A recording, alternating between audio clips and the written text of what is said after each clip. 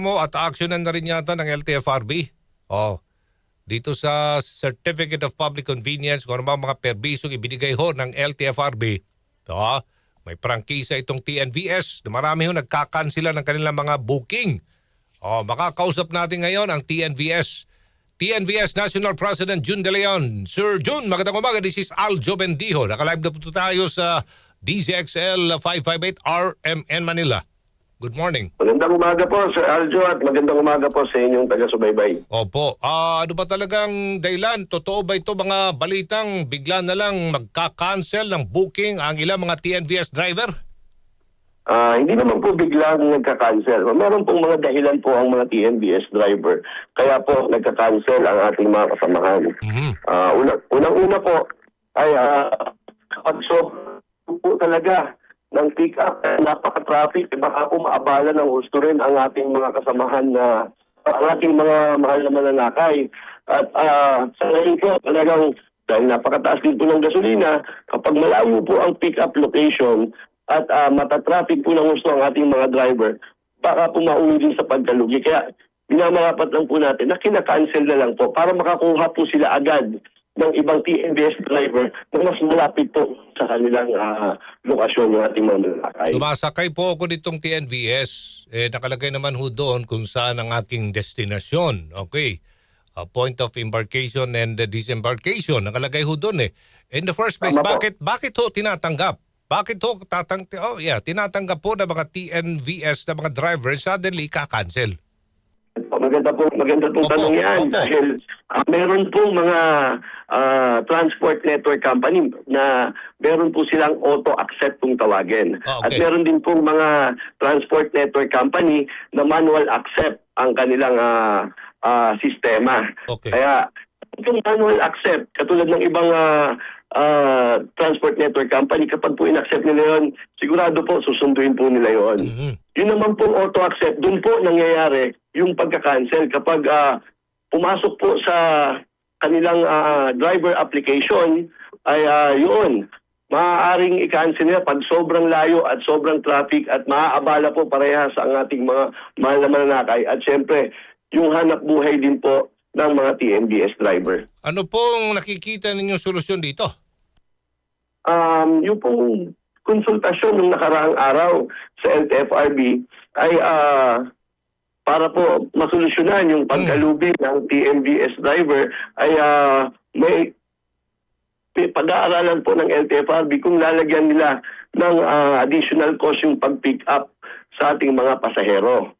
At doon naman po sa malayo na destinasyon sa auto-accept ay baka po lagyan na or sinasabi nila nung konsultasyon, lagyan ng auto-accept lahat ng transport network company. Pero may mga advantages po kasi yung manual accept.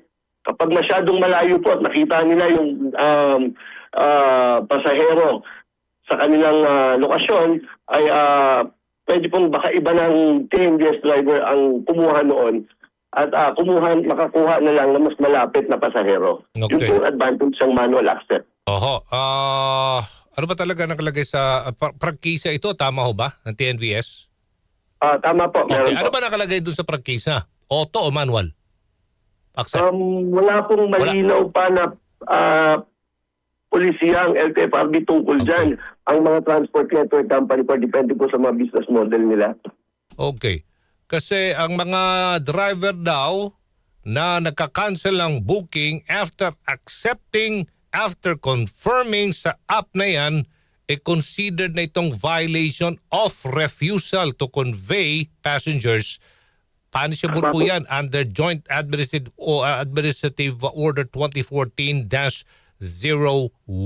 Okay, sabi po yan ng LTFRB. So may mga first offense, may 5,000 pesos, second offense, 10,000 pesos, and impounding of the unit for 30 days. Mas malala ito, third and subsequent offenses pa, 15,000 na ang fine and cancellation ng CPC. Tama po yan. Naglabas nga po sila ng ganyang polisiya ngayon, memorandum circular. Pero doon pa lang po sa transport network company, kapag nagka-cancel po ang isang TNVS driver, ay meron pong kaparusahan yan. Pwede pong ma-post ng 1 oras, 1 araw, hanggang 1 linggo at mauwi pa sa pagkaban at hindi ka na makabiyahe. Transport Network Company po ang papatupad po noon. Kaya sa TNVS driver po, iniingatan po namin talaga ang sadyain mag-cancel dahil bumababa po kasi ang aming ratings at baka po mauwi sa pagkaban. At mas malaki po yun, mawala ng hanap buhay sa 1 araw hanggang 1 linggo kaysa dun sa penalty na pinapataw ng LTFRB. Sa memorandum na inilabas din ng LTFRB, Sir June, ang fines can be imposed kapag ang driver nag-cancel ng booking or nag-refuse ng itong tinatawag na shorter trips in favor dito sa profitable ones or may discrimination laban dito sa mga vulnerable group katulad na lang ng mga senior citizen and PWDs. Reaksyon niyo po? Yan po, talagang dapat po i-impose po yan kahit anong public utility vehicle. Tayo po sinusuportahan natin yan at hindi po dapat nire-refuse yung mga ganyan. Kung malapit naman po at talagang pwede naman puntahan, dapat po hindi na yan kinakancel or ini-ignore. Dapat po kapag walang pasahero, ang TNVS at pumasok sa iyong application, ay dapat isunduin at ihatid dyan kung saan man sila papunta. So, kami po ay sa TNVS ay multi-homing po kami. Okay. Meron po kaming mga ilang application na nakaregister po sa iba't ibang transport network company.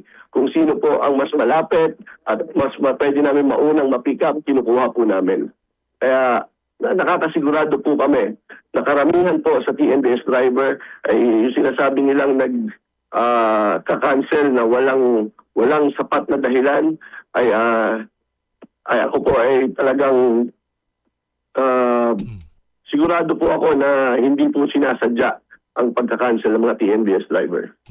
Okay. Sige, maraming salamat po, Sir June De Leon, TNVS National President. Good morning. Maraming salamat po. Magandang umaga po. Good morning. Thank you. Si Aljo Bendijo sa